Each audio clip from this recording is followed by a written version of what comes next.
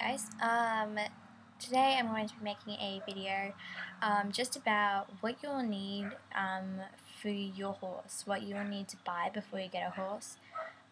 Just to give you some advice, I got a whole list of things. I've been researching what you will need, I've been researching horses, I've been riding for quite some time now, and I've been gaining a lot of experience.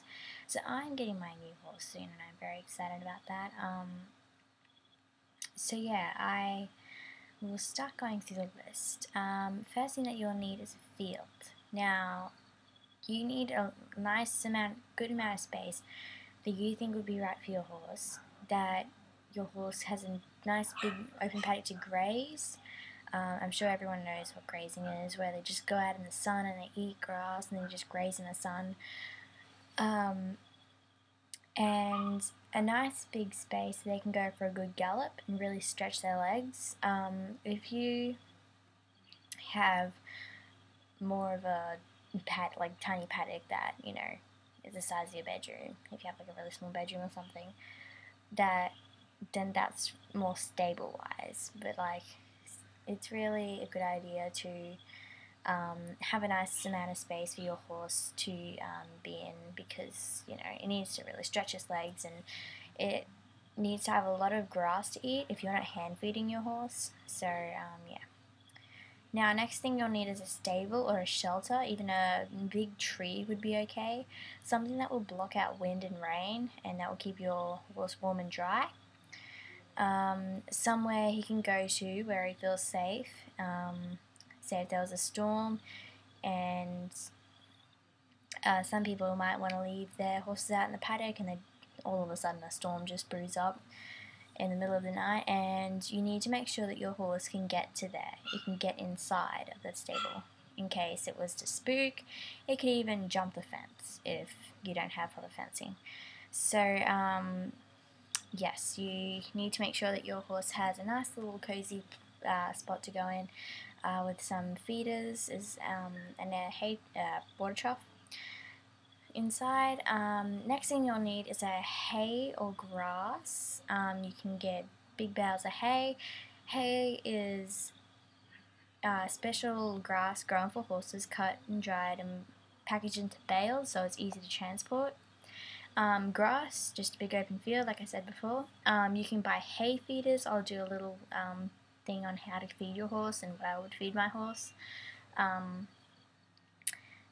Yeah, you need like well, you definitely you need feed. Okay, you really need to feed your horse because it's not gonna have any energy. It's gonna starve if you don't feed your horse properly, because you know how big their tummies are, how big their stomachs are.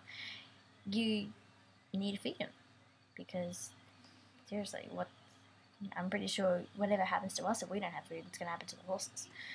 So make sure you have that. Somewhere to ride. You can have an arena, a field, safe roads. Never ride near a highway in case your horse were to spook because of a car went past and runs straight in the middle of a highway. That can put you in an extreme amount of danger. Trails and beaches are amazing. We're making an arena in our yard. Field, like I said before, yeah, just safe roads, trails like motorbike, probably not motorbike tracks. You could if they're quiet and not many people go out there, or horse riding trails that are specifically made for horse riding, or just walking trails or something. Beaches, you have a beautiful amount of space, and I love riding my horse on the beach. It's amazing. Feed, like I said before, if you hand feed your horse, then you'll need feed bags, a feed tub, yeah, stuff like that. Head collar and a lead rope. I'm sure you guys would know what that is. The head collar that you put around, it's not a bridle, it's a kind of like a big collar that goes around the head and around the ears and everything, and then you clip it onto a lead and you lead your horse around.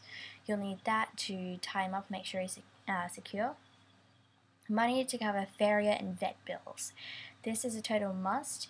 Guys, I'm sure you would know by now that horses are not easy animals. They really aren't. I mean, I don't even have my own horse yet, and I'm already starting to find it hard because you got to tack them up, you got to clean up all their poop, you got to, you know, make sure they're healthy, you got to feed them, you got to clean them, you got to check their hooves, you got to check for illnesses, you got to pay vet bills, pay farrier bills.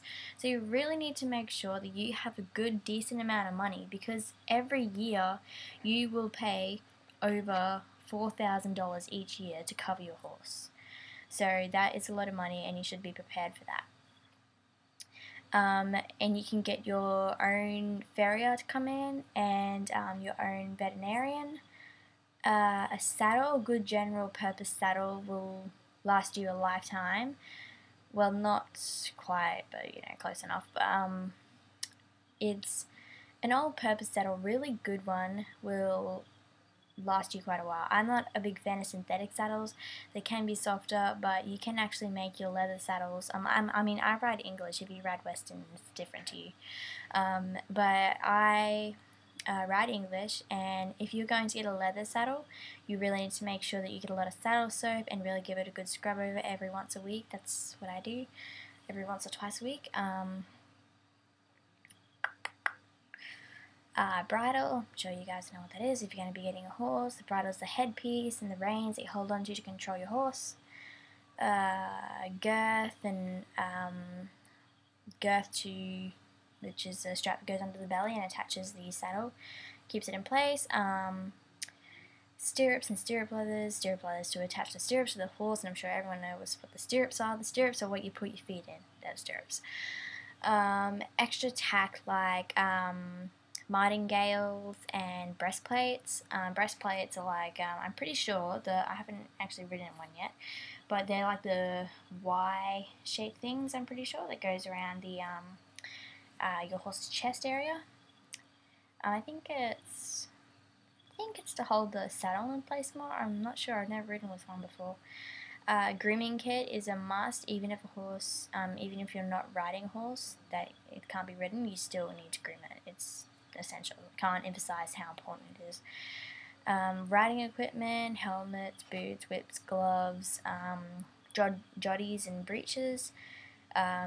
If you don't have that, then you're not really going to be comfortable riding. You need to get as much grip as possible to make it safe enough for you and to get more out of the horse.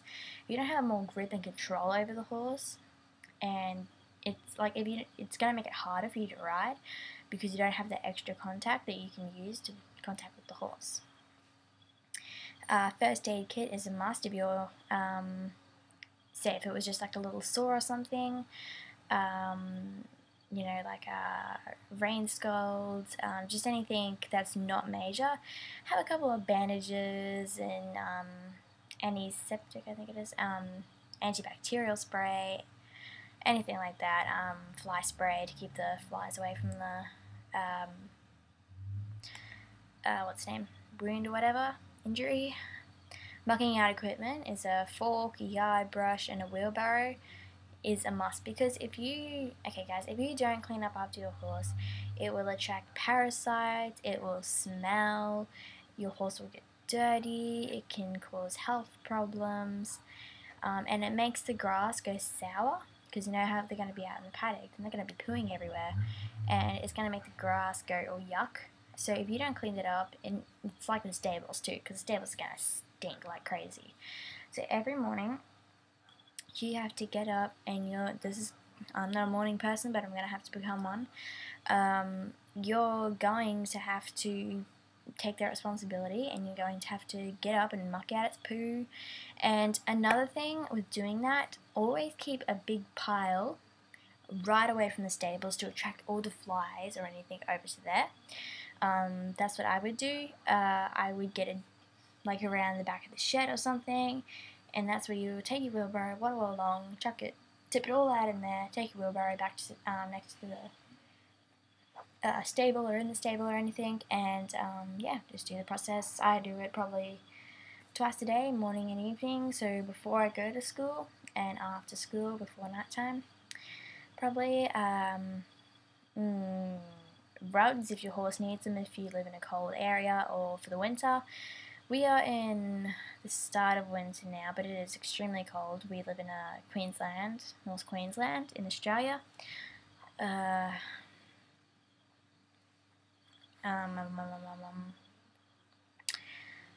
just going through my list. Boots, if your horse needs them. I'm pretty sure you know what the boots would be. Polo wraps, to make sure that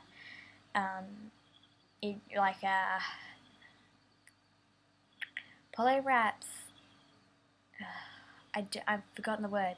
Polo wraps something that part of the horse's leg. It's around the fetlock. You put it around the fetlock and everything. It helps something the horse's leg. I've totally forgotten. I've had like a giant memory blank, but it like helps the horse's leg. It like, you know, I don't know. But I know what they are. I'm just saying. I've had a memory blank and I have no idea what I'm talking about. But you know, they help. You wrap them around the horse's leg, and that helps something the horse is like. Oh God, I've forgotten that word. Sweat rugs, coolers, exercise sheets are a good investment. You can always grab those. They keep the sweat off, soak up the sweat during the day if it's a hot day. Transport for your horse. Maybe a friend might have a horse float. So yeah, you can grab a horse float if you're going to transport them to and from places, like to a pony club or over to the beach if you don't live near a beach.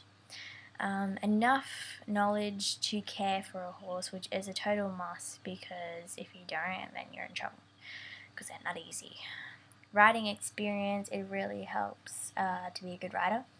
If you're going to get your own horse, you should know how to ride, because if you don't, that's not really good. A good budget, lots of money to take care of your horse, time to look after a horse. If you're going to bond with your horse, and if you're wanting to gain trust with your horse, then you have to have the time to be with him, because if you don't, then he's not going to have a gigantic, you know, like I've seen girls that are amazing with their horses really trust them. They're like their best friend, and once you get your horse, it's going to be your best friend, because like, it's like I can't say how much they're going to be a part of your life, and yeah, it's going to be full on. But yes, it's definitely really not easy, because you know. But yeah, guys, well, that is, I'm sorry I couldn't be a shorter video, but that is my gigantic list of what you'll need to own a horse. So go through this video a couple more times, just to write everything down, make sure that everything's all good. I will put everything down in the description bar, if you guys want to go check that out. I'll put the whole list of what I'm reading out to you guys out, put some little advice and everything down in the description. Yeah, I think that's all, guys. Alrighty, well, if you have any more questions, please feel free to comment, and I will try to get back to you as soon as I can. Keep watching for some more videos, depending on when you watch this video, but I don't know. Alright, well, goodbye, guys, and I will see you in my next video.